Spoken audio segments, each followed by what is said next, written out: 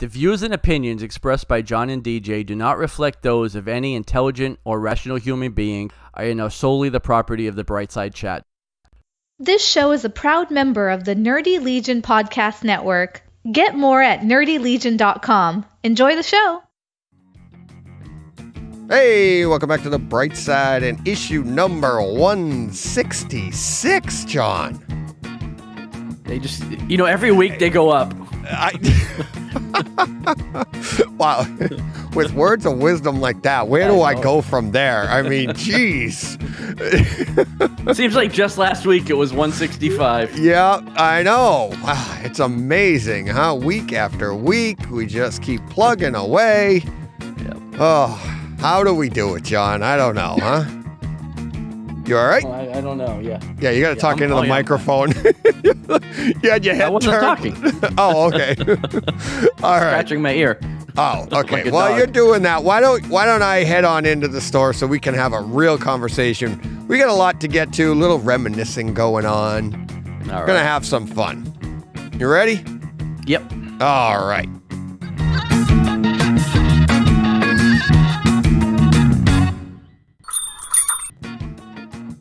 Man, look at that. Nice in here. It is. Still chilly up here. So survived the blizzard. Yeah. I was just say you had a quote unquote blizzard over the weekend. Yeah, just a little one, just a couple 2-3 feet. Yeah. The small blizzard. Yeah. Yeah, and it shut us down for a day. I like my blizzard with peanut butter cup. How do you take yours? Yes. Peanut butter Okay. cup. Absolutely. Right. Yeah. Yeah. So no big deal. One day, back to normal on the next day, go out for a ride, watch the people digging out. Nice. Have a good time. But we got some stuff to get to, but John, we've got a new segment tonight. We've never actually done this before. Okay. Because it's not been necessary. But I feel like it needs to lead off the show before we get into what's been going on in your store, how the store is doing. But this only comes around once in a lifetime, if that, right? Especially if you're in New England. Right. Ever. Tom Brady retired. Yeah. You would think he never played for New England reading his retirement speech. Are you one of those people? I mean, I'm not one of those people that thinks that something probably won't be coming a little bit later, but I thought it was suspect as I read that there was multiple pages of Tampa Bay. There wasn't, talk. though. There wasn't. If you read the whole thing, it wasn't all Tampa Bay. There was a little bit to Tampa Bay. A lot of it was to his life, and everything. Well, no, I read it too. I know. I know what I read. People are making it sound like that he just talked all about Tampa and nothing else. Right. I think for the rest of his life, he's going to be known as a New England Patriot. Let Tampa have today. Yeah. The way I look at it, because, where did Joe Montana play? He was a 49er, right? But now, I don't know what he said and when he retired or all that stuff. I don't either, yeah. But I don't either. To be honest, you're always going to remember Tom Brady as a Patriot anywhere in the country. Right. 2 years with Tampa, only one Super Bowl there, John. I mean, only one. I know. won 6 here. But 50% of the years he played in Tampa Bay, he won the Super Bowl. You can't say that in New England. No, but he did win 6 here. Yeah. 6. Yeah. No, I mean, what can you say, right? I'm actually pretty excited because now I can go back to just watching one game a week. Yeah, I know. I don't have to watch Tampa Bay games every Sunday too, but yeah, I mean, not unexpected. I mean, they kind of let the cat out of the bag over the weekend when everybody started announcing his retirement ahead of his announcement.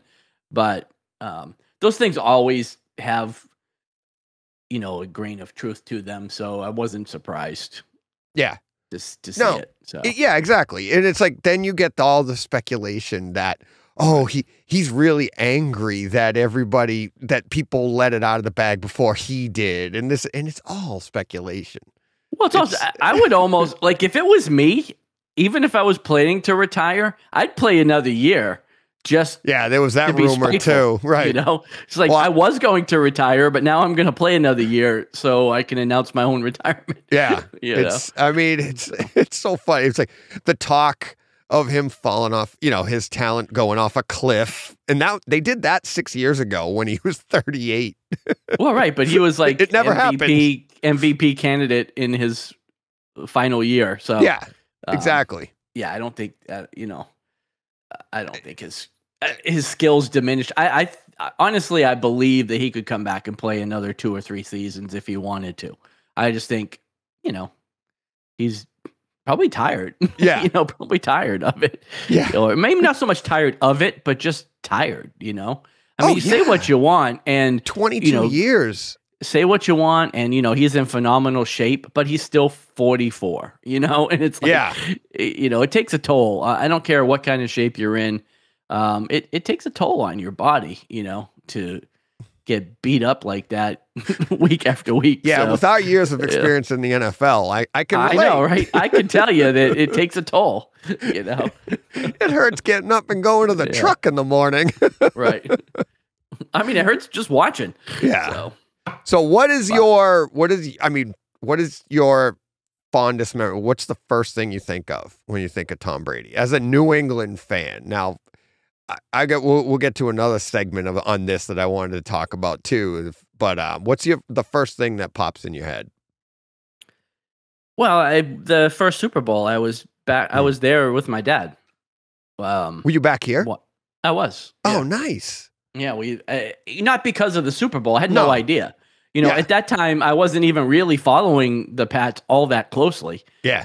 I didn't know who Tom Brady was, and just happened to be back and visiting my dad, and the game, it was that week. So we watched the game, and that's the first thing I remember. And then, you name it after that, right? Any number of things, but that's probably the biggest one. I would say, same thing here. That's what I was going to say too. I didn't even know you were in the area then. Yeah. Christian was here. He was living in New York. He came home here for the Super Bowl. But yeah, when they won, when Vinatieri kicks that, and you just, New England again, a game that they weren't supposed to win. They weren't supposed to be there. Well, right. They weren't. But they definitely weren't supposed to win that game. The Rams were, the future dynasty. They were trying to go back to back, and they had, greatest show on turf. Yeah, beating them earlier in the season, and again, it's history, right? We all know what happened, but it was just crazy. So, but on top of that, it's like, think of the landscape of being a New England fan. Not just the Patriots, but Sox hadn't won it in 80 right, something the Sox years. Hadn't won. At that point, the Celtics were on the decline, right? Years. By then, bees were 80s. hurting. Yeah, the Celtics won all through the 80s, but by 2000, 2001, whatever it was, they were nothing. Bork had asked out of town from the Bruins back then. He had asked out of town so he could win a championship. So that kind of tells you, and he was granted the wish. Like, all right, we'll ship you off to Colorado so you can go win a championship, which he did. And we were, and in New England, we were happy for him. We're like, he got a championship. All right. You got to go somewhere else to do it. We had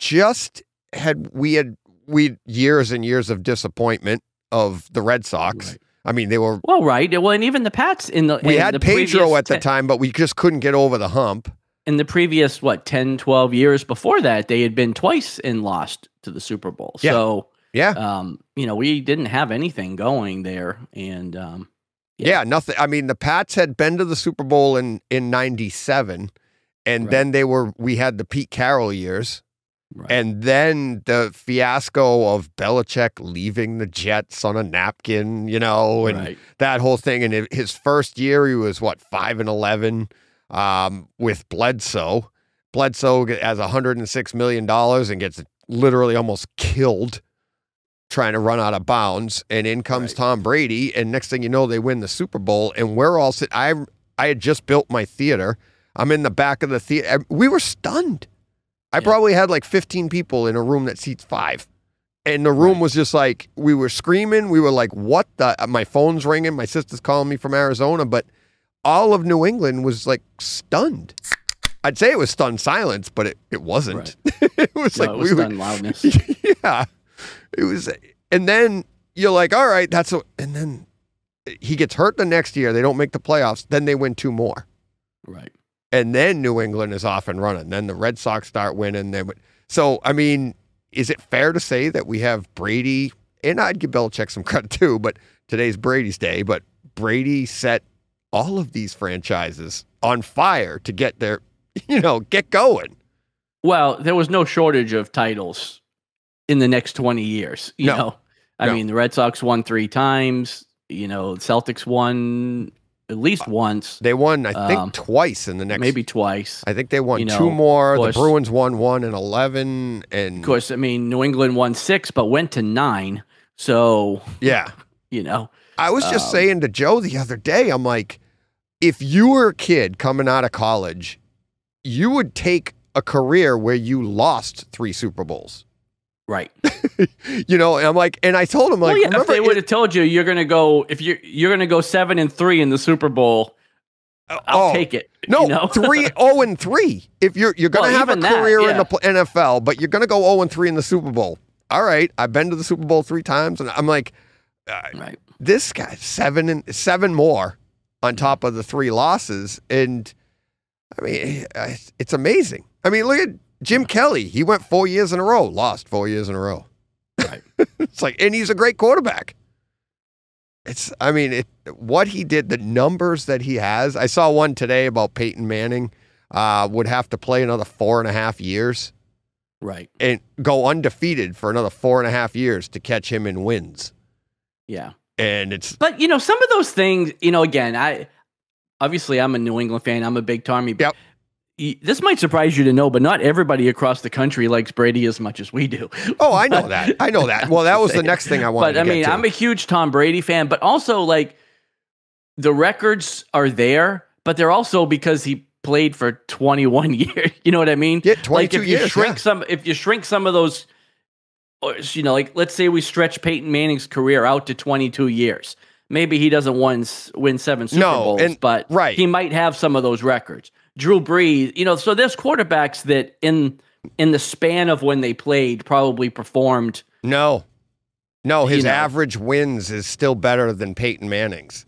Yeah, it's like a game more average per wins, year. but you're talking about like career passing yards and career touchdowns and things like that, and like some of those records would have been matched or beat by other people that played as long. And and again, and this is coming from a guy that, like, again, I love Tom Brady, Right. I mean, but I mean, I can recognize that sometimes it's the length of the career that helps some of those records. I would say this is a great debate on our, first time ever Brightside Sports. I know, because again, most of the people listening probably don't want to hear another word about Tom Brady. And it won't happen. It won't happen again, and we'll get to that part. But it's a great debate because usually when you play he had the longevity card, it's because the guy, like, hung on and just kept adding on. He didn't just hang on. Oh, no, he won. Dominated and the reason, and here's the part that, like, there's a lot of people on, like, social media coming back at that stat. The problem with coming back at that stat of that wins, it's not that we're trying to compare him to Peyton Manning. What you're trying to do is say, he's number 1 in NFL history. Peyton Manning is number 2. You got to catch Peyton Manning, then add on to that. How do you do that? And yeah, you could say it's longevity, but okay, try and beat that. He's got all of that. That's the thing. It's not like he just hung on for 4 or 5 more years and he grabbed 4 or 5 more wins a season and stunk. He was dominant. He's grabbing 12 wins a season. Plus, he was already ahead of him when they both were playing together in the first place. Right. It's his statistics are. Oh, they're, like I said, they're crazy. They're crazy. They're crazy good. They're crazy. Crazy good. And like you said, starting this off where we came from as New England fans, it's like our greatest quarterback before that was, like, well, before Bledsoe, I would say was Steve like Grogan. Steve Grogan. Because Tony Eason really didn't cut it. Yeah. No. No, we were long-suffering New England sports fans. And so, yes, we had a good run, 18 years or so. But and now all of our teams are kind of bad again. You know what I mean? And I'm happy to be back there. It's relaxing. We might never get another anything, in our lifetimes. But we've got more than anybody deserves. Right. That's the thing. But we were relatively spoiled. So, last piece. Let's a little behind the curtain here. When we started this podcast, we were like, we can't talk sports. We can't, because Brady was in the height. Brady was, we knew, like, we're never going to grab listeners anywhere else other than New England if we talk about the Patriots, if we talk about, because they're hated. Patriots are hated. We get it.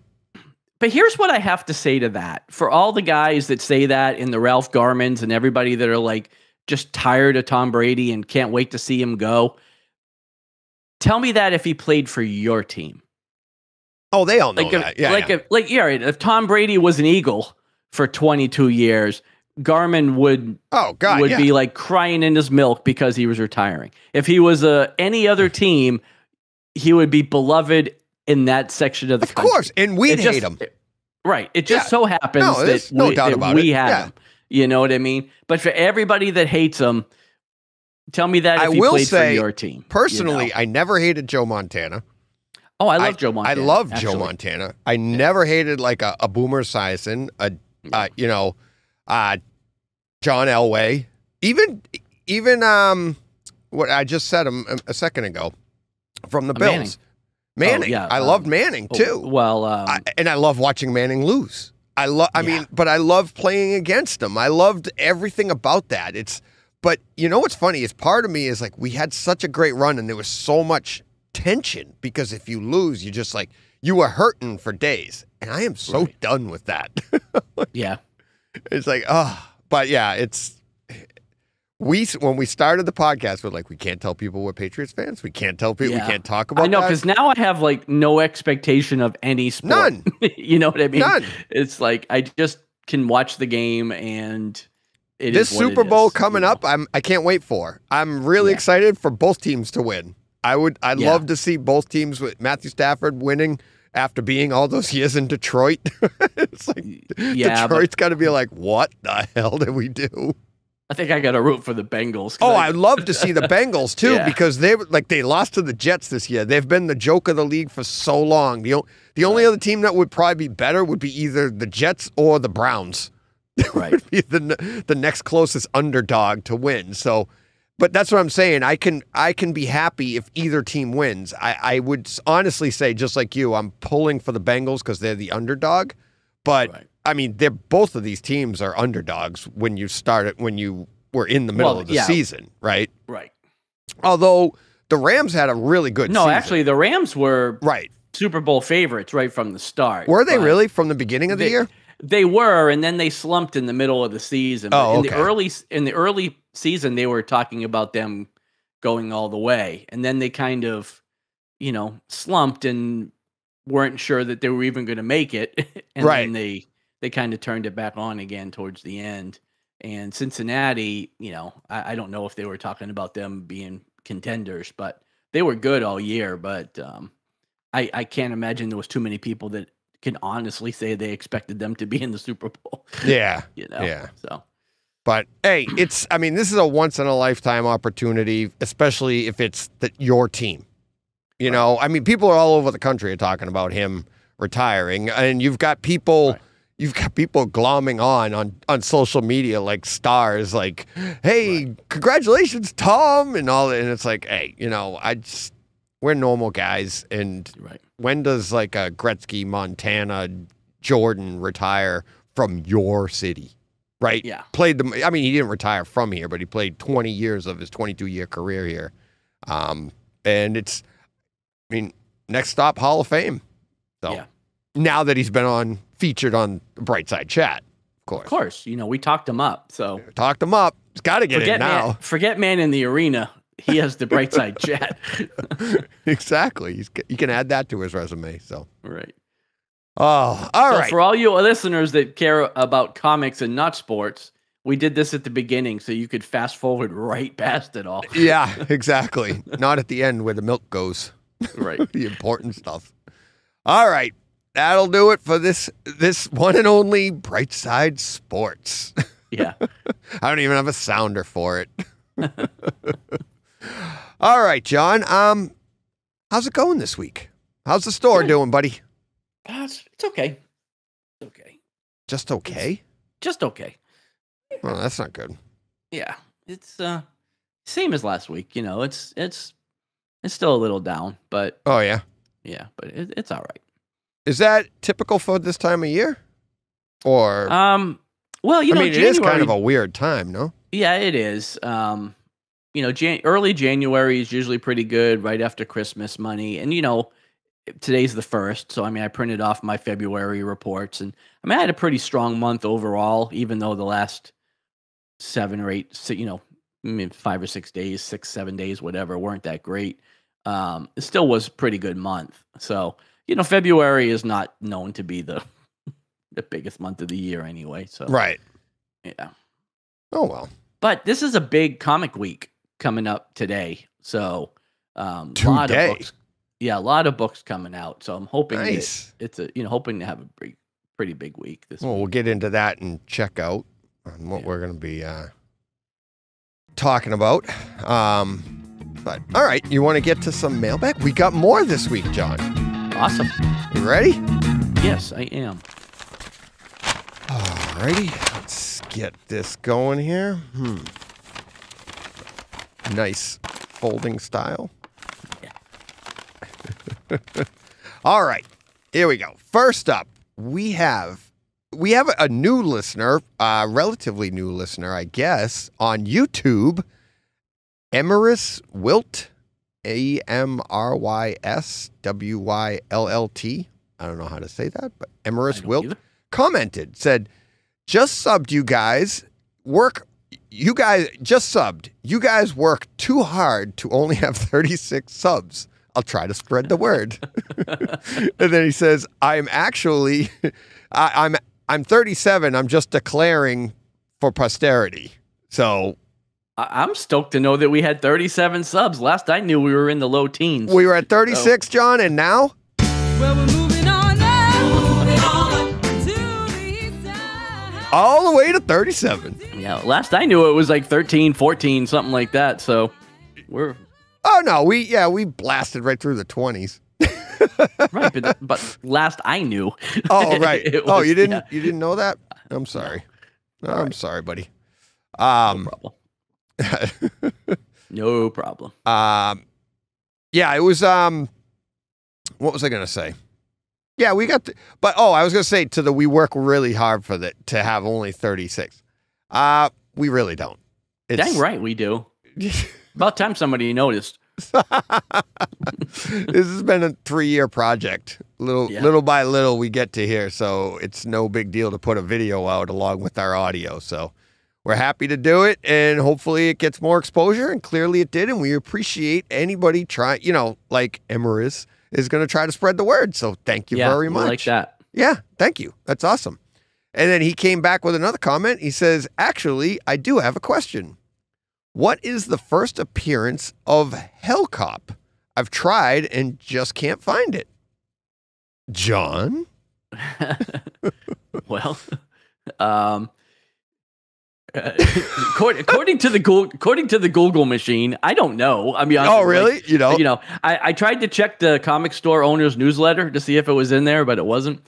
That's probably why they can't find it. It's weird. Yeah, but according to Google, he appeared on the cover of a book called Ballistic Imagery in 1996, which was 2 years before his miniseries Hellcop #1 in 1998. So I'm going with Ballistic Imagery 1996. Oh, okay. I guess it was just a one-shot book because it didn't have any numbers. It just said anthology book. So okay. So yeah. Cool. Well, there you go. That answers that question. Yep. We also got from Francis I think I sent you this one because this one was pretty funny. Francis, one of my home theater listeners, coming on over. He says, have a great week. I'm having a great week listening to your comics podcast now, although I am not into comics. Love you guys' banter. You guys are hilarious. Again, it's about time somebody noticed. We do get that. People like our banter. I've heard the word banter a lot when it comes to our comments. Exactly. So. And it's like, if for people, for everybody listening, that's hysterical to us. Because what did I say when I said to him, like, if we could have recorded high school or something? Right. Because I'm like, it's like, we're just two idiots. But I know it's fun to listen to. I listen to podcasts where two idiots talk too. I was going to say, it's fun to listen to two idiots talk. Yeah, exactly. And you can't get any more idiotic than us. Right. So you're at the right place. And Carl reaching out again on YouTube. DJ, congrats on your 25th year at your job. I'm like, thank you. Awesome. Yeah, thank you very much. And what was the weather? It was 80 last time he said. We didn't get a weather update this week, so we get that weekly weather update. So I know. Yeah, what is it in Austin this week, Carl? Come on, buddy. Inquiring minds want to know. That's right. Oh, how can we have bright side weather? I know. We get the weather reports from around the globe. Or at least around Texas. Yeah. What is it in Houston today, John? That's about 60, 61, something like that. So nice. Yeah. Today I'm like getting ready to leave the house for work. I'm all ready to go out the door, and I looked at we have a little weather station thing with the the thermometers outside and everything. And I look at it, it was 13 degrees. I was like, oh, whoa, I'm going to slow down a little bit. I don't need to be there just yet. I'm in no big hurry to get out. And stand in that. So, yeah, that's funny. That is funny. All right. That's all we got this week for Mailbag, but another successful week, John. I don't even know what our streak's at, because I never thought we would have a streak for a Mailbag. So, but thank you. Just literally having at least one thing? We've had multiple things every week. Right, but what is this streak that you speak of? Having at least one thing. A week. I don't even know when we started. I'm just trying to clarify the terms. Yeah. I don't know. It goes back, I don't know, ever since we started it. John, look at this week into last year. We're in 2 years now. 2 years running, John. I'm just trying to figure out what this record is that you speak of. Yeah, that's it. Yeah, I thought for sure we'd do it like a week or 2 weeks, and then all of a sudden be like crickets, get nothing for a little bit, and then, oh well. Right. But everybody we didn't even get one from BJ this week. That's true. We'd still be talking right now if BJ had chimed in. BJ, you okay, buddy? Where are you?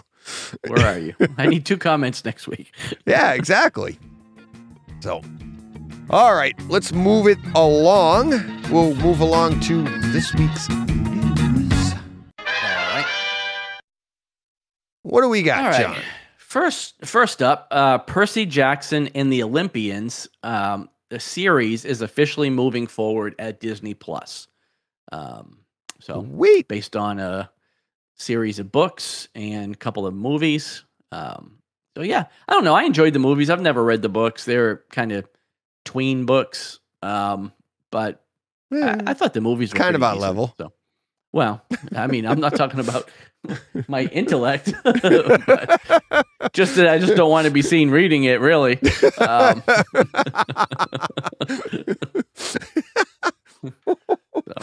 Like, why are you reading that? You've got Percy Jackson. I gotta put it down and pick up my comics. I was gonna say you got Percy Jackson inside a penthouse. Yeah. Oh, that's John. Okay, that makes sense. Yeah. Hey, wait a minute, man. Are you reading Percy Jackson in there? I never thought this would happen to me. Dear Penthouse Forums. I never thought this would happen to me. I'm reading Percy Jackson. Yeah. Oh,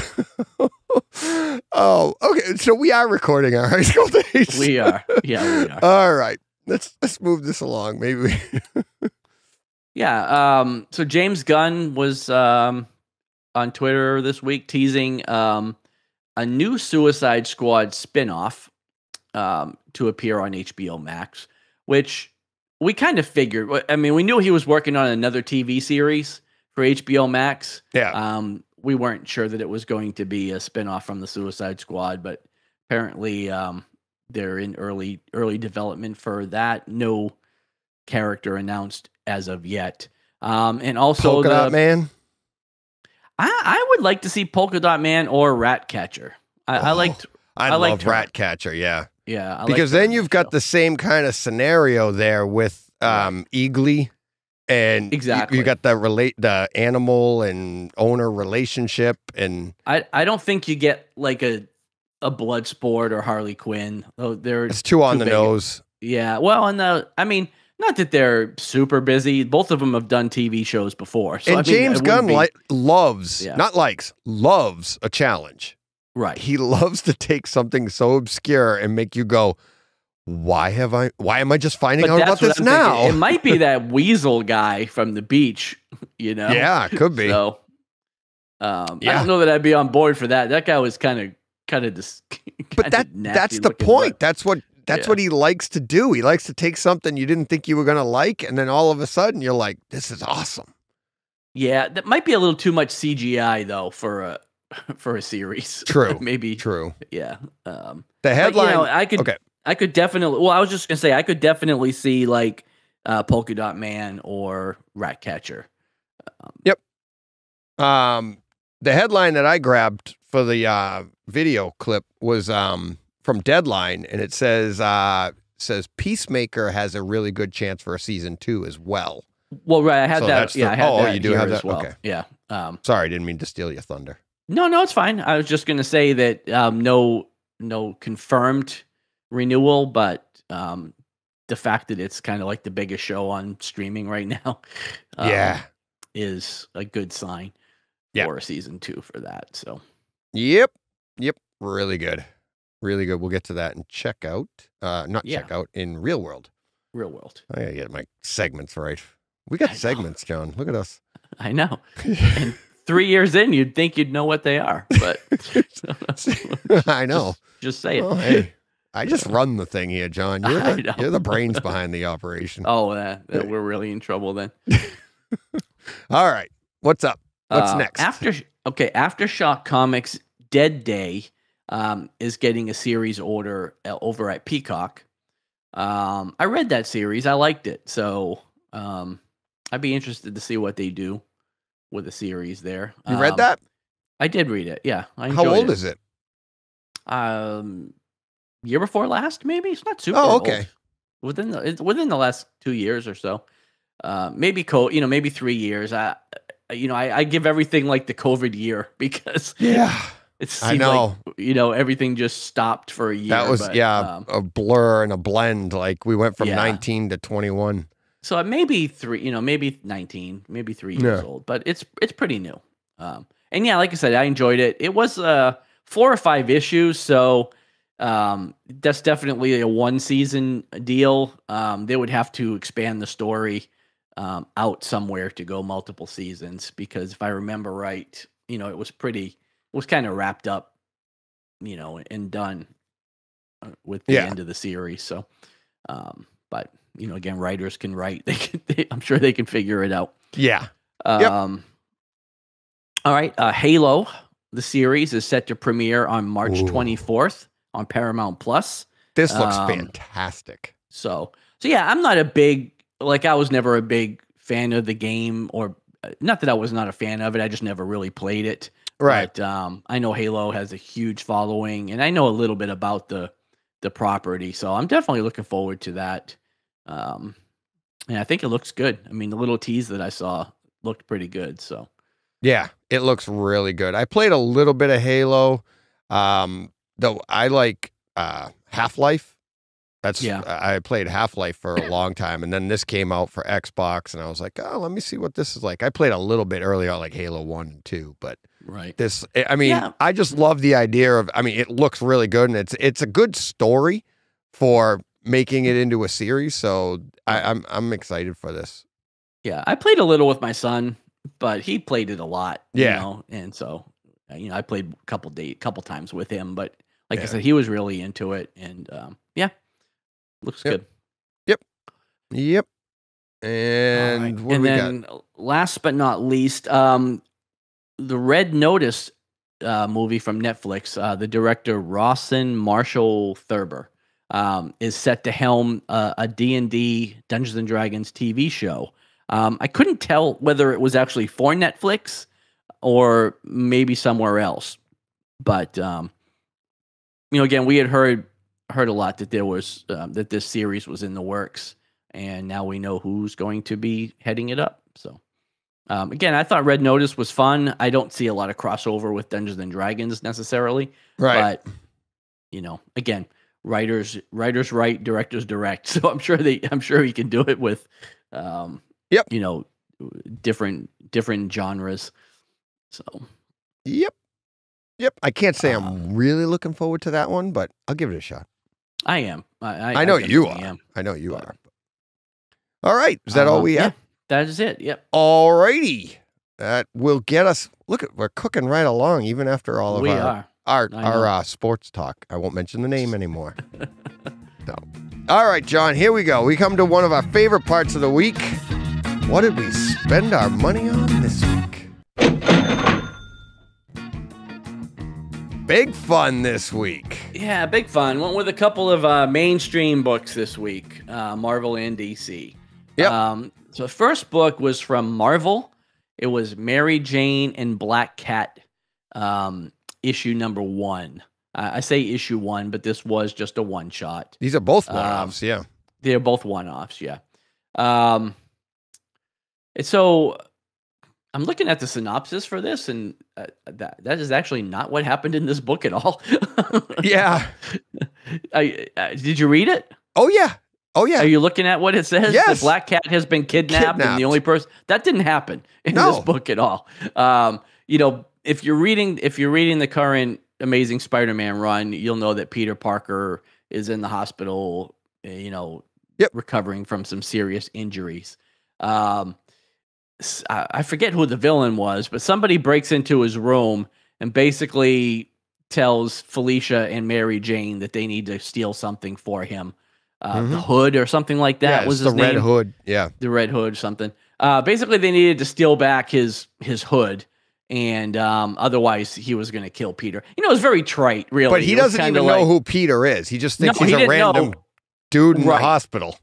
That, for some reason, Felicia, he really didn't care about Mary Jane either. It was really just Felicia. He knows the Black Cat was visiting this guy in the hospital. He knows Mary Jane's famous, and he was, he liked that. But he didn't care. Yeah, but he didn't care about her being part of this. He really was just there to get Black Cat to steal this item for him. Right. And of course, Mary Jane says, you're not going to go alone. I need to go with you so I can dress up in the tight Black Cat actually, it was the other way around. Black Cat, Felicia got Mary Jane to go to get her out of the room, remember? It's not the way I read it. But no, that's exactly what happened because Felicia's like, I need her to come with me. She's part of my crew. Right, but then when she got why out of did you do that? Because she wanted to stay with Peter. Right, but when she got her out of the room, she just wanted her to go home. She didn't actually want her to go with her. Oh, correct. She just wanted, she just wanted to get her out of the room. Right. But then Mary Jane was like, "No, I'm part of your crew. Remember, I need to go." Yeah. And so look at that. We're both right. Yeah. Yeah. But anyway, this was just, it was kind of a very simple story. Just like, hey, we got to go figure out where this thing is before sunup. Otherwise, they're going to kill Peter. Why they couldn't have just like overpowered this guy and, taken his gun away or whatever. Right. It was a little silly. Like they could have just. I still liked it. But yeah, that's what I'm saying. It was fun. Like it was super fun. I enjoyed it. It was fun that these characters are, kind of have like a begrudging truce about them because, Black Cat, Felicia used to date Peter, and so Mary Jane's not super cool with that. But they're both part of his life, so they kind of get along. And this was fun. Like they kind of bonded a little bit, I guess, before the end of this, and A little bit, yeah. you know, had a good time. I like making that fun of ending, Peter yeah. along the way. Yeah. And yeah, this was fun. Actually, kind of picked up even in the this week's issue of Amazing Spider-Man. Mary Jane was still wearing the black cat suit. So Oh, yeah? so it kind of bled over into that too. But yeah, this was just kind of a one shot. Really just part of the Beyond, you know, like the Spider-Man Beyond event that's going on. But yeah, like I said, there was nothing. Again, it was a little trite and kind of silly, but it was fun, and you know, kind of what you would expect from a book with these two characters put together. Yeah. But yeah, I enjoyed it. I thought it was pretty good. And like I said, if you're reading the Beyond stuff, I'm not going to say like this is a necessary read, because it isn't. It really doesn't play into the main story all that much, but it's a fun kind of aside to read. Yeah. So, and if you're not reading that story, again, this doesn't matter, because you could read this without knowing anything about what's going on in the Amazing Spider-Man prior to this. You know, the setup is right in the beginning of this when they see him in the hospital. So you don't really need to know anything more than that. Yeah, if you're not following along, you'd be like, well, how did he get there? But you don't really care. But it doesn't really matter. Yeah, you just know he's in the hospital. I thought it was some pretty creative writing, some smart writing as for a Mary Jane Black Cat book. And they talking about like, I won't give it away for people that haven't picked it up, but when Mary Jane was saying like, she told him, whoever the villain was, like, don't aim your gun at him. Remember? And then you find out why she says it later. I thought that was pretty cool, you know? And then and even Felicia was like, oh yeah, that's a good idea. Yeah, So, it was cool. I thought that was I really wouldn't have cool. thought of that either. Yeah. You know? But that's So it was only pretty something interesting. she would know, you know, like that's, you know, she would think of that. So it was pretty cool. I liked that. And there was some, and I liked the ending of it too. And, you know, I thought it was a deeper book than it really needed to be, but I thought it was a lot of fun, you know, but you're like, it's not necessary. It's just fun to read. Yeah. Well, like I said, it's not integral to Anything. The stories that are going on. Right. It just was a fun book to pick up and read. Yep. So. Yep. So, all right. And up next, you did the old switcheroo. Didn't this one just come out? I called it. An audible? No, it came out last week. Oh, it did came it? out last week, but I called an audible. Yeah, I was supposed to read Cowboy Bebop. I think I said we were going to read. Yeah. But then I just didn't want to. Like I'm not watching the show. I'm not reading. Like I just didn't want to jump into this comic that I didn't know anything about, and I just decided to go another way. So, yeah, the next one is Peacemaker: Disturbing the Peace.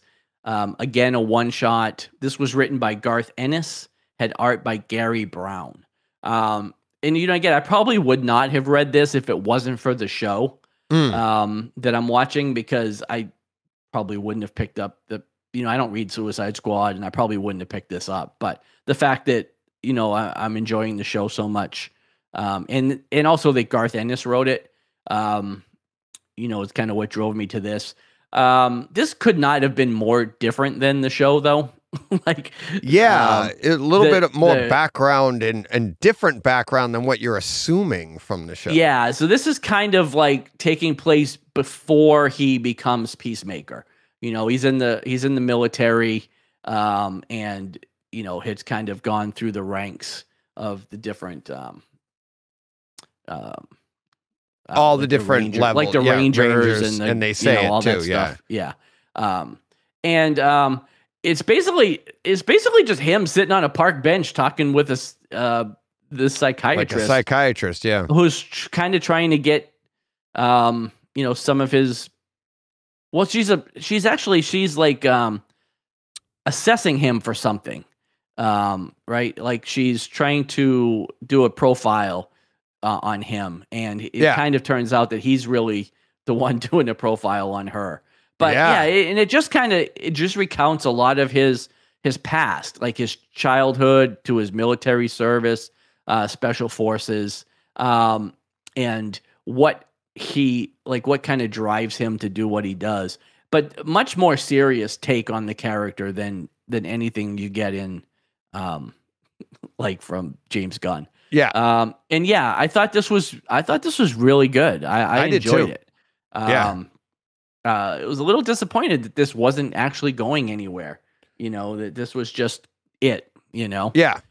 It may lead to something down the line, but as it stands right now, this is just like I said, it was just one and done. So, but yeah, I thought the art was good, and I thought again, Garth Ennis is a great writer. So this was a little bit adult. This was a Black Label book, and so there was some pretty adult language for the graphic and a little bit of violence. Yeah. So, little. Well, a lot of violence and a little bit of language. But yeah, like I said, I really like this as well. So yeah, it was really good. I had no expectations for it. I saw you pulled the Audible, and I'm like, okay, I'll read that now instead. I had already read. Well, Cowboy and I thought if you had Bebop read, I figured if you read that, we could have just talked about 3 books. Yeah, like I we did. used to. Did you read it? Yeah. Did you? I didn't read it. Oh, no, but we can still talk about it if you want. So it's nothing worth talking about. Okay. And that's why I was I kind of figured that too, which is also why I moved away from it. I'm not in. I didn't. Well, very briefly talk Cowboy Bebop. I didn't like the art. I didn't like the story. I didn't like. I thought it was all like the entire thing was too rudimentary for me. I'm like, I don't. Okay. Am I missing something? And that's if we were going to talk about it, I was hoping maybe you had more insight to it because it didn't do anything for me. Maybe I'm missing. I really wanted to talk Saga 55, but I know you're nowhere near that. So is it out? It came out last week. Yeah. Oh, I thought it wasn't coming out until the end of the month of February. No, it came out last week. Okay. So. Well, but we'll touch on that because in a minute. I'll touch on Saga in a minute. But I wanted to put that on the list to talk about. But like I said, I know that you weren't going to read it, so I just figured I'd talk about it afterwards. Yeah.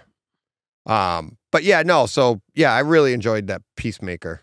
I thought it is different from the show. I mean, it's like a completely different background from what you would even know because the background they give you in this book, it doesn't even relate at all to the show, which I think is weird.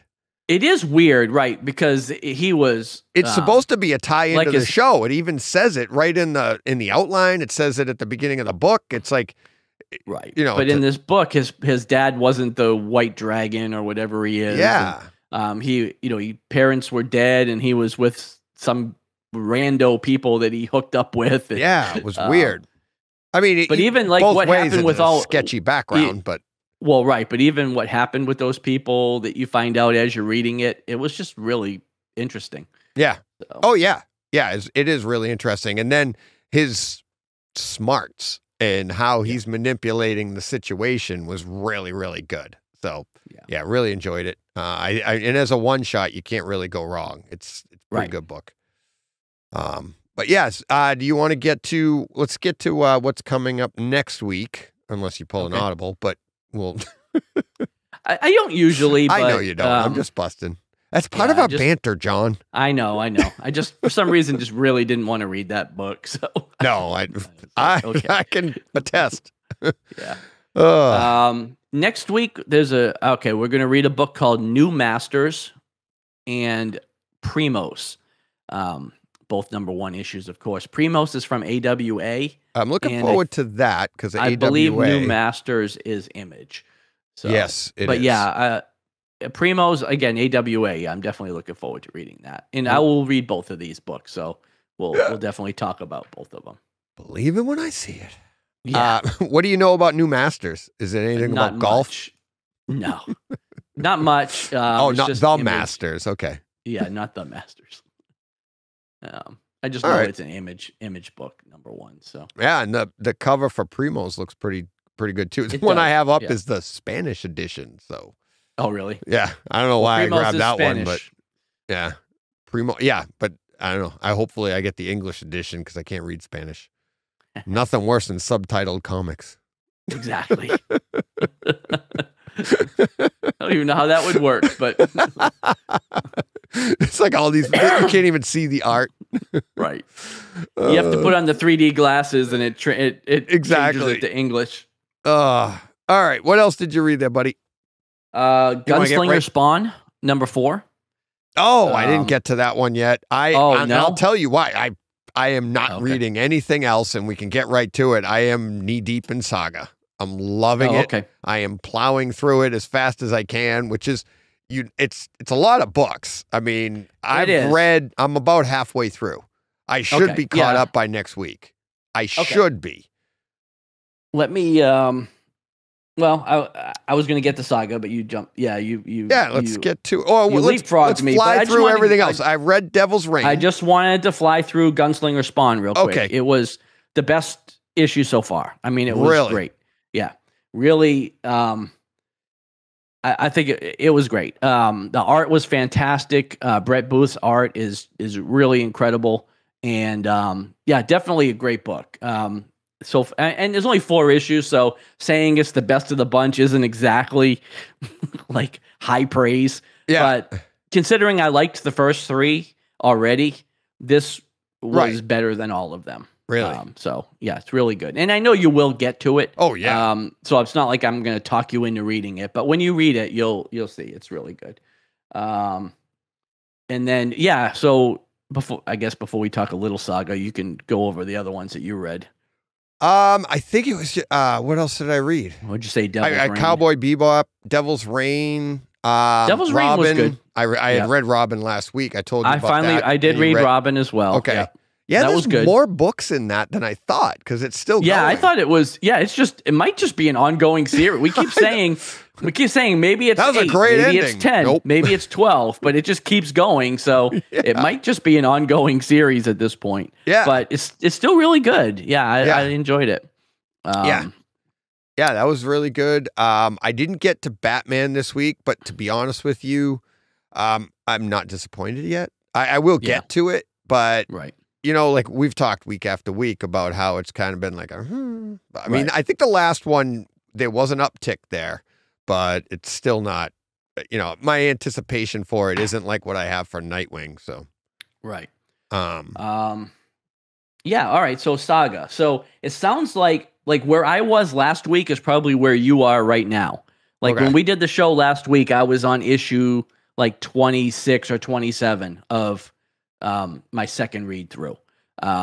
Since then, I plowed all the way through issue 55. So that's most of what I read last week too. Is I reread all of it and then the new issue, and and you'd read it before. I had read it before, but I loved it again so much. Like it is just such a good series. I had forgotten a few things, you know, and was even a little surprised when things were happening because I was like, "Oh man, I didn't remember that at all." That's some of it came back to me as I was reading. Some of it I had forgotten, but then jumping into the latest issue, it was worth the wait. You know, I mean, 3.5 years is a long time to wait, but it came back strong. Like it was really good. So like you won't have a wait at all. You'll just go right into it. I know. Well, I'll have a wait after I read that. Right, but just for a month. Right. You know, not for exactly. 4 weeks. I mean, not for 4 years, but yeah, I feel like I didn't have the wait either because I read it through again and then read the new issue.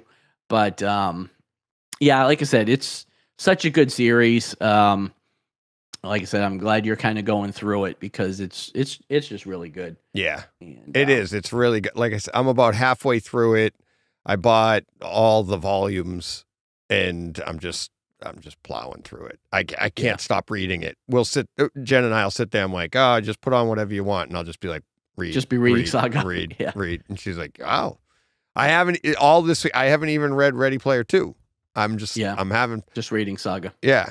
I mean, it's a lot I'm not as fast a reader as you are. And I said that to Jen. I'm like, I don't read. Like, it just takes me a long time to read. My mind starts going and I'll start thinking of something else, but then I got to get back in. But Saga, I'm like, you get right into it and you don't want to take your head out of it. That's the thing. You want to keep reading. Like I read until I fell asleep, you know, and then I got up the next day and read more. And like I said, it's just like some of the best TV shows too, where you like you hate characters, then you love characters, and then characters you started out liking, you start to hate, and you get this really big investment in like every character, and they just do a really good job of getting you invested in all the characters, all the side characters. Not like I said, not just kind of like your main three. And like you get really invested, and when things happen to them, you're like, oh man, oh my god, right? So, but yeah, like I said, I'm excited for you to finish reading it because I know I just read it, so I know what's coming up for you, and it's great. So cool, yeah, really excited for the week ahead. So it'll be good. Yeah, and I'm actually now I'm looking forward to Gunslinger, so I'm gonna have to pull myself away for that too. Yeah. But yeah, do a little detour for 15 minutes and read that. Yeah, I know, it's so funny because you're like, I don't want to pull away. It's only a few minutes. Like, right. How long does it not take? even 15 minutes, really. It's like 10 minutes. Top. Yeah, exactly. But all right, anything else? No, like I said, I read a lot of Saga. So all right, you ready to get to some real world then? Sure. All right.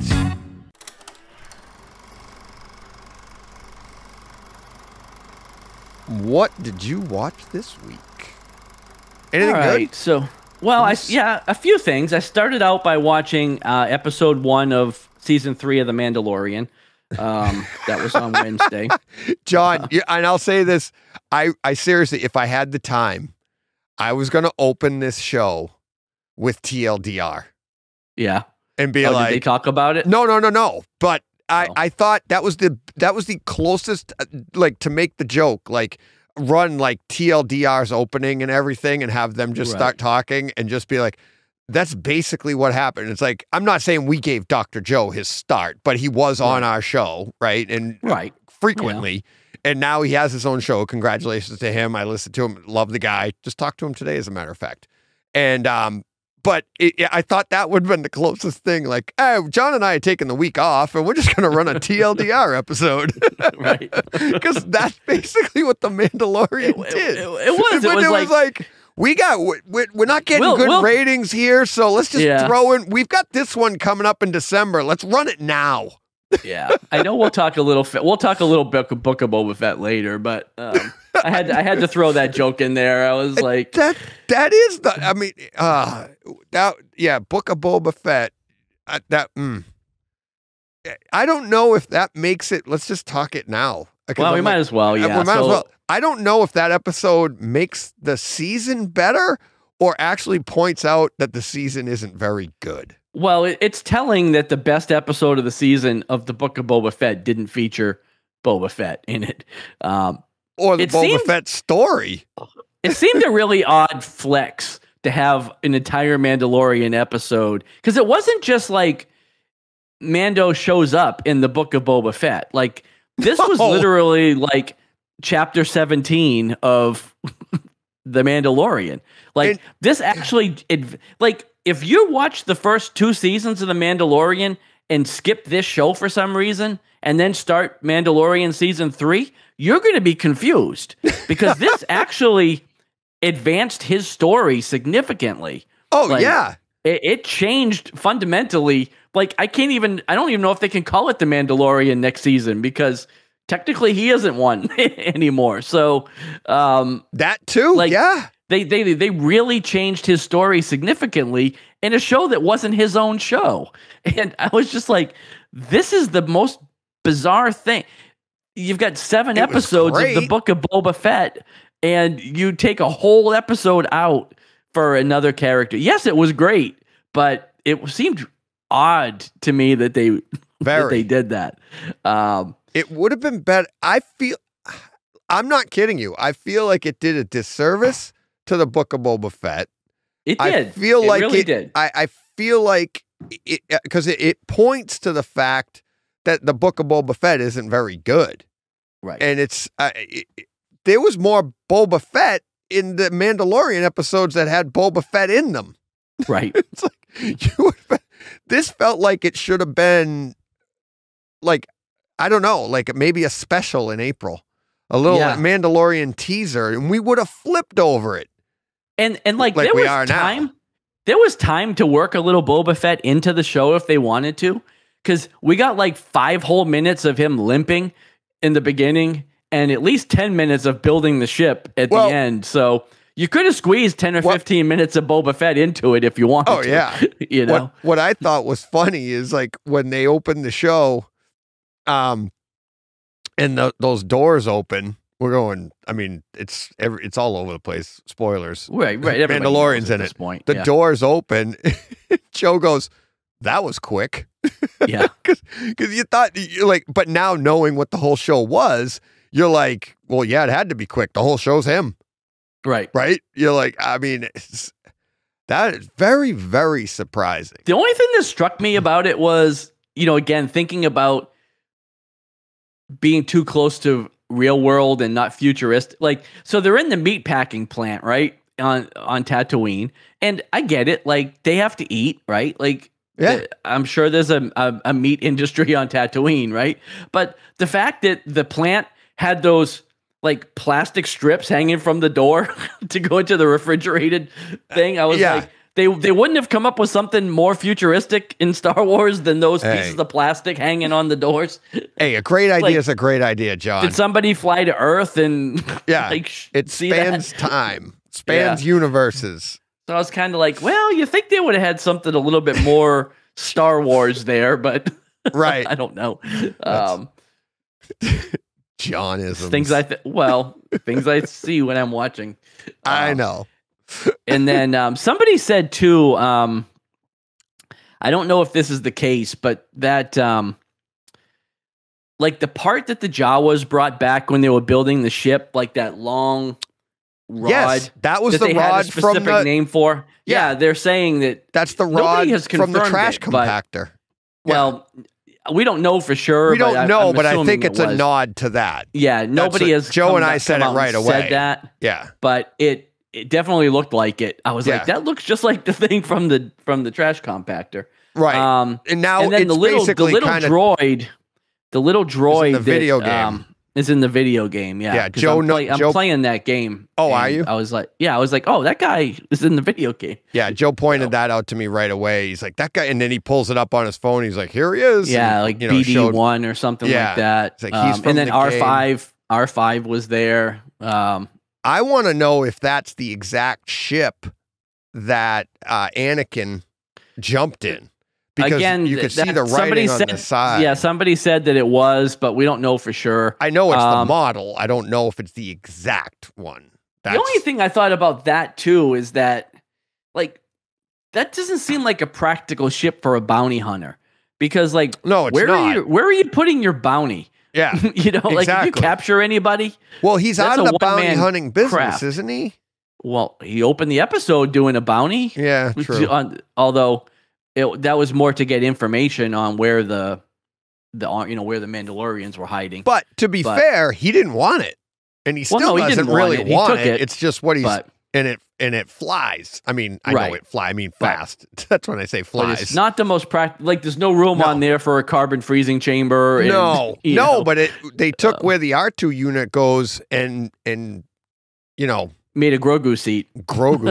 Exactly. Yeah. Oh yeah, I guarantee we're going to see. Yeah, I know we're going to see Grogu sitting in that thing sometime next season. Yeah, exactly. And Luke, I guess. Unless Grogu's off. Probably on his we'll own. see. Yeah, I'm sure we'll probably see Luke at least a little bit. Yeah. Yeah, I don't know. Like I said, best episode of the Book of Boba Fett so far. Yeah. But that's not and that's the other reason I was afraid to run the TLDR. I'm like, it would have been the best episode. It would have been the best episode ever. Right, the best episode we ever had. It's like, yeah. We'll be like, it's like, hey, we ran TLDR last week. Where is everybody? Hey, where are all those Yeah. There goes our listener. We'll have streak. like 50 comments in the mailbag, Yeah, exactly. Can you do that again? Can you do that again? Or actually, never mind. Click. Yeah. They just go listen there. Yeah, never mind. We found them. Yeah. So, You can find the links to the next show that you're going to listen to in the show notes. Right. TLDR. No. Yeah, it's really kind of it was great going through it, but all week long all I could think of was like, really, it just really points to the fact that Boba Fett is just kind of laying an egg, which is hard to say for Boba Fett, because it's like where we came. I know we started this podcast talking about where we came from as New England fans, but where we came from as Boba Fett and Star Wars fans, and the lore around that was the unknown. And now that we know, it's too known. It's we know too much. Yeah, it would have been mystery. Sometimes things are better left to mystery. To mystery. Yeah. Yeah. At least that's what my wife keeps telling me. All right, what else did you watch? Now that we've really bashed Boba, we bashed Boba. Finished Ozark. Oh, you did? Season. Yeah, I finished Ozark. Yeah. Is the wife still horrible all the way through the season? She is the worst. You know what? I have a problem with her. And the son is kind of the worst too. The son I can understand, right? But here's the problem. Marty's awesome. What's the wife's name? Wendy? What is it? Wendy. Wendy? Yeah. So the problem with Wendy that I have is, and it's almost like I don't want to say bad writing because I love the show, but I want to say bad writing, is that, so like Marty's a smart guy, right? And I haven't even gotten to the end of it yet, but we're in season 4 now. Season 4. Yeah. And from the very beginning, the first episode, you see what Marty's had to go through, right? Right. And he's a smart guy. He's in this situation because he can handle, and he's handling every situation so calmly. So like, just do your job. Just get this done, right? And he had to bring his wife into it. Didn't want to, but he brings her into it. So you can understand the hysteria on Wendy's part at the beginning. This isn't her life. She doesn't understand this. But as this goes on, at what point does Wendy realize, like, the learning, like, why does she keep doing the same stupid stuff? She hasn't learned a damn thing. And that to me is the saddest thing. I'm like, and it gets frustrating as a viewer. You're like, come on. Whereas the son, this is all new to him. He's a kid. Kids shouldn't have to be. I can understand him acting this way and being a jerk and doing the thing. Kids are jerks. That's what happens. But come on, Wendy. Yeah, and she does a couple of stupid things like this season. I don't know how deep you are into it, so I don't want to say too much, but like there's some things that she does that are very stupid and that she should know better. That she should know better and really questionable. And it's like, why would you be doing that? Like why would you be calling this unnecessarily attention down on yourself? And it's like there's no reason to do some of the things she's doing. Right. Yeah. But I don't know. Like I said, overall, I can't wait. I don't know when it comes back for the final round of episodes, but right, because it's only 6 or 7 right now, and we got 7, and we got another 7 coming. Right. Yeah, we got another 7 coming. I'm sure in a few months. But yeah, like I said, definitely looking forward to the wrap up of this. It's really a great show, and like I said, this season really doesn't disappoint. Like by the time you get to the end of episode 7. For this season, you're kind of like, okay, where are we going? Like, where are we going from here? Right. But yeah, so that was good. And then we watched Resident Alien came back, so we watched the first episode of Resident Alien. Really good. So funny, like that show just. I love that show. Yeah, his so facial, his facial expressions, his relationship with the kid now is hysterical. Yeah. Everything's just so, and how they opened the show where he has kind of like amnesia. Yeah. But like amnesia of that he's supposed to be pretending. Right. So he's just telling everybody the truth. Like, yeah, I'm an alien. I'm here to kill you. And it's like, okay. He's so But great. the thing is, nobody believes him, which is because you they just right? think Like he's in a real life, nut job. nobody would believe you. So right. It's kind of like the Lucifer effect. Like Lucifer just tells you the truth, and you're like, right. Yeah, but nobody believes you're the it. devil. Okay. Yeah, that's really good. You know what one we haven't gotten to yet? Naomi. I haven't watched it. I still haven't watched it. No. Oh my God. It's Still good. haven't seen it. Yeah. Jen is I'm sure it is. Jen is really enjoying it. To it. You know, we read the book, so I'd be interested to see what Lydia thinks of it too, because Jen's really enjoying it. Is she? Yeah. And like every week it comes on and she tells me. And it follows the book pretty closely. I haven't gone back to the book to actually see, but I'm like, similar to like when you were reading Saga again and you're like, I'd forgotten this stuff. And I'm like, we read it, 3 years ago that came out? Yeah, it was a while ago. It came out right when we started the podcast. That was one of the big books. Right. And we loved it. It was shortly after we found out it was getting a show. And then here we are 3 years later. Yeah. But yeah, the people, the characters, it's very faithful to the book from what I remember. Because things are happening and I'm like, oh yeah, okay, now I remember this. And I have one difference so far, I think, but I'd love to go back and like have that discussion with you on which one. Maybe we could do that when you catch up with it, do a Kryptonite on it. Yeah. But I think it is a really good show. Really good. Yeah. Yeah. Like I said, I'll check it out. I just haven't gotten to it. All right. All right. We watched Archive 81. I don't know if you've seen this on Netflix. No. I was going to watch this show. This was going to be one of my solo shows because it was kind of billed as like a horror suspense kind of show, and I didn't think Lydia would like it. But I watched the first episode maybe Saturday, and it had a couple, it had some tense moments, but I thought she might like it. So I stopped watching it, and then Sunday we watched the first episode, and we plowed through almost the whole thing. I think we had 2 left that we watched on Monday, but it's 8 episodes. This is really good. This is a guy that he's an archivist, and he restores old videotape, like old tapes that have been like fire damaged and things like that. Yeah. He restores them. And he gets hired to restore these tapes that were recovered from a building that burned down. And it kind of jumps back and forth between the present day and the 1994. You jump back to the girl who's doing the recording of the tapes. And, she's doing her thesis on this building that has, a checkered history, and she wants to get to know the people that live there and interview them. And like the end of the first episode, the end of the tape basically ends with her being abducted, and she says, "Please find me," or whatever. And then it just sets off this mystery of like what happened. And it's cults and, murder and, supernatural stuff, but it was really good. We both liked it quite a bit.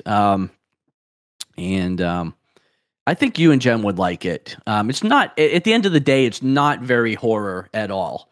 It has one or two moments where there's a little, like you jump back a little bit from the screen, but it's more suspense and mystery than anything. But it was pretty good. Had nobody I'd ever seen before. Like I didn't know who any of the actors were. Yeah. Like it wasn't anybody that I was familiar with, but they were all really good. So that was pretty cool. That's something I just stumbled on. Like I didn't even know about this show. It just popped up on like the featured window on Netflix, right. and I was like, oh, what is this? I'll watch this, and turned out to be pretty good. But yeah, we finished watching that last night, and then we started. This one's a mouthful. The Woman in the House Across the Street from the Girl in the Window. This is on Netflix. Is it older? No, it's brand new. Oh, It stars Kristen Bell, and it's kind of like a spoof, I guess, of like The Girl in the Window. Like it's It's kind of a spoof of that. Like it's kind of comedy, but it's kind of sad too. But basically, it's and they're only 30-minute episodes. We've only watched like 2 of them. Is it funny? It's kind of funny, but it is kind of like it's more a drama than comedy, even though it says comedy on there. Okay. There's a couple of moments where it's kind of funny and you can kind of see that it's like a spoof. But she basically, she plays a woman who, had a tragedy in her life. She's alone. She sits in the window and she starts watching the house across the street and, thinks she sees a murder. It's very like familiar, right. It's a play off of that story, but it's so far the two that we watched have been a lot of fun. And it's actually really good. And I like Kristen Bell. Again, I don't really recognize anybody else that's in the show, but she's great in it. Yeah. And, again, seems like it's going to be good. And it's also on Netflix. I think it just dropped this weekend. So. Oh, did it? Okay. Yeah. Yeah, I'll ask Jen. That might be something that she's interested in. You would both like that too. Yeah. Both of you would enjoy that. The woman in the house across the street. It's called The Woman in the House Across the Street from the Girl in the Window. That's the title. From the Girl in the Window. Yeah, it's super long.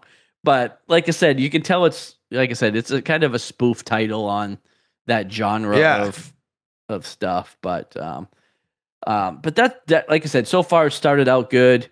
Other than that, I watched Euphoria this week. Still enjoying that show. But have you seen it hashtagged? The woman Euphoria? in the house? No, the woman. Oh no. They hashtag it. Hashtag TWITHATSFTGITW. Yeah. And if you look at it, it's like it actually looks like it says something, but it looks like a word. I'm like, did they name this to come up with I'm like, it's weird. Just to come up with the hashtag. Yeah. Yeah, I'm just looking at it now on Yahoo, and they're talking about the reaction to it that everybody's having. So, they liking it. I liked it. The goofiness of it. People are commenting on how funny it is. They're saying they need it to be this is a parody warning because I think the fact that it becomes increasingly I don't know. silly with each episode is genius. Maybe it's just me, but I haven't found it to be that funny yet. Yeah.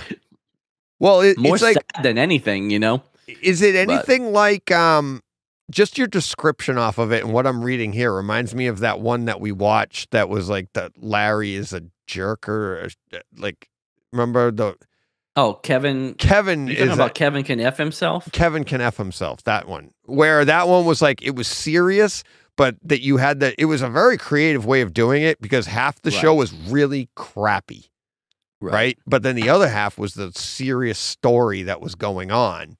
And and the lighting changed and everything. And I'm not saying they're doing that here, but the whole show format changed from like sitcom to drama. Yeah, I didn't that show didn't pop into my head at all watching this. I'm just saying your description of how this is a parody, because I felt like that was a parody. That was a parody. Yeah, that was too. Yeah. Yeah.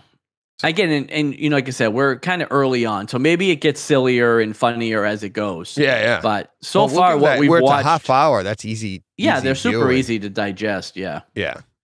That sounds. We'll probably go through a couple tonight after dinner, and then finish it out like Wednesday or Thursday. So.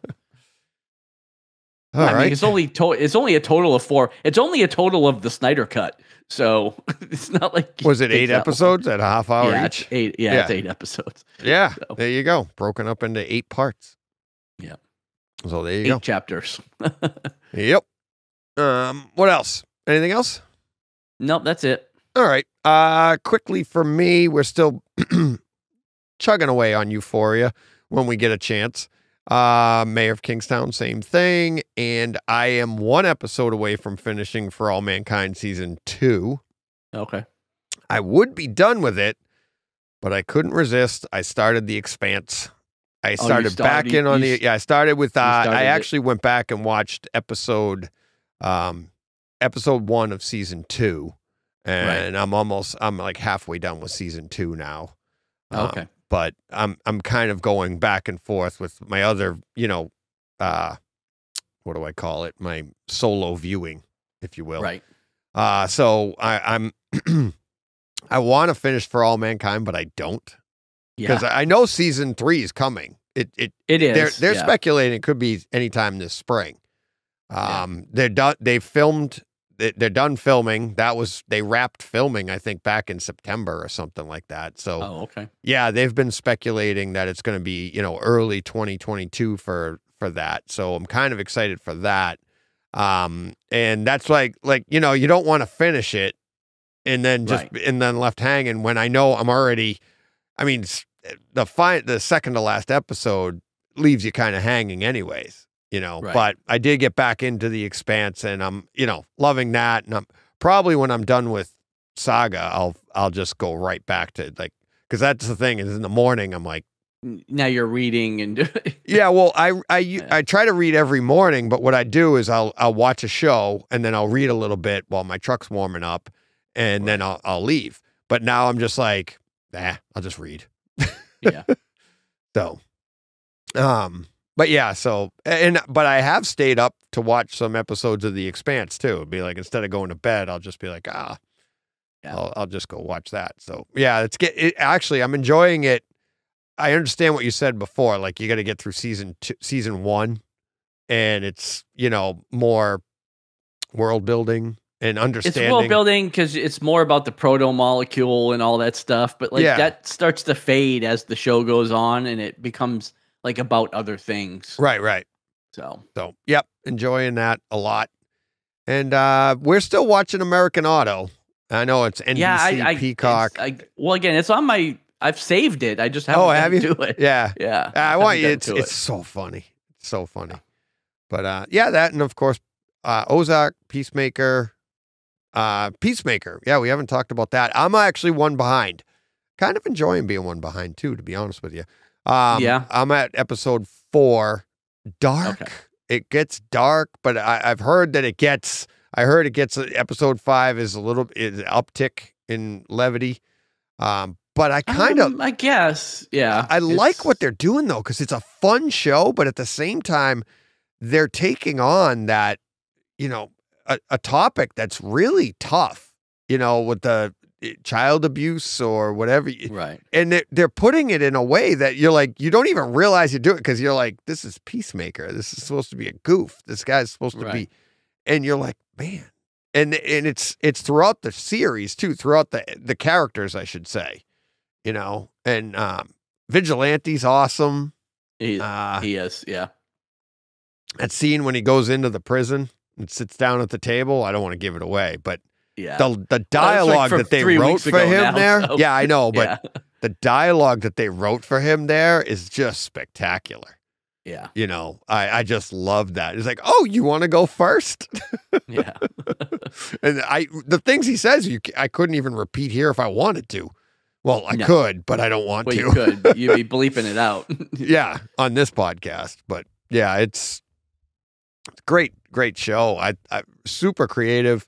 And again, a lot of fun. It's something that, he's tackling a character, talking about James Gunn, that is.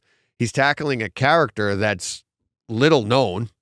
Right. And then on top of that, he's taking it to a place that's like, talking about a subject that you wouldn't expect to be being handled by a comic book series, you know, and really, really, really good.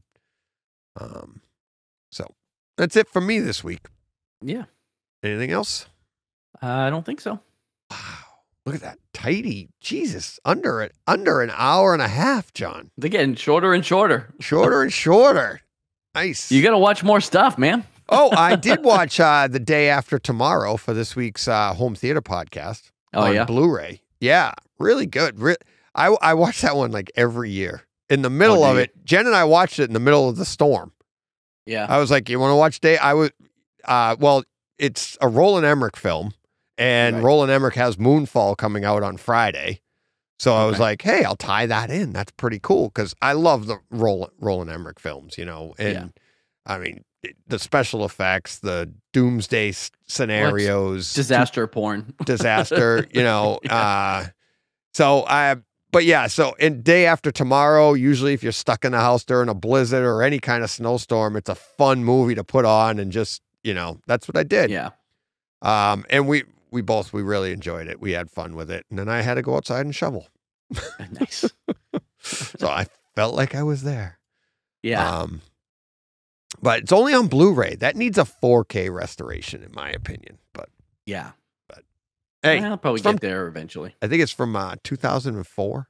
Pretty old. But Yeah. Blu-ray still looks pretty good. Looked good. Sounded fantastic. So had fun with that one. But all right. That will do it for this week.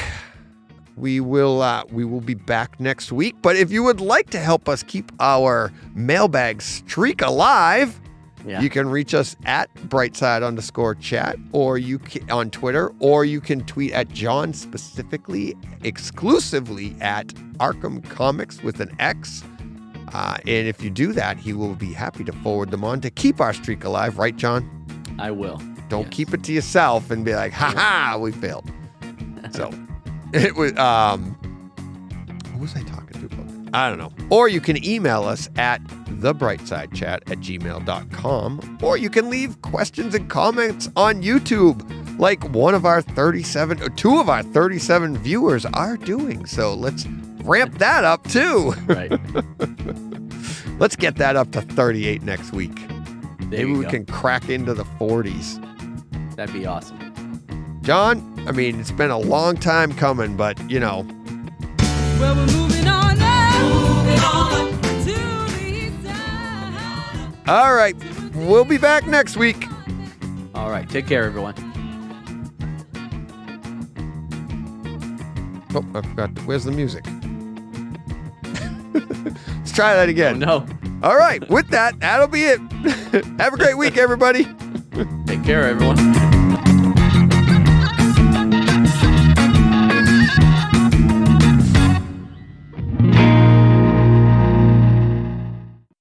Hey, Fred. That's going to be a great ending because I already changed the panels so you can't even see us. It's just the store.